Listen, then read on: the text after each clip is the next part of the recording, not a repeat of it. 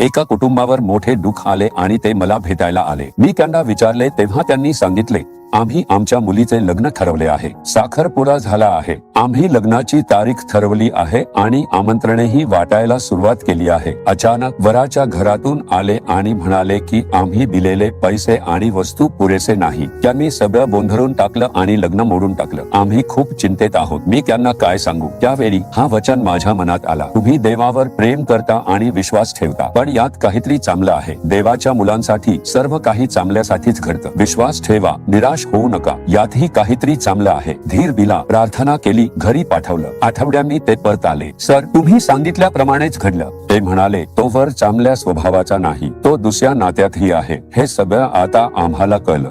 लग्न मोडलं हेच बरं झालं, नाहीतर आमच्या मुलीचं आयुष्य उद्ध्वस्त झालं असतं. आम्हाला माहित होतं की हे सगळं देवाच्या इच्छेनेच झालं, जेणेकरून आमच्यासाठी ते चांगलं ठरेल.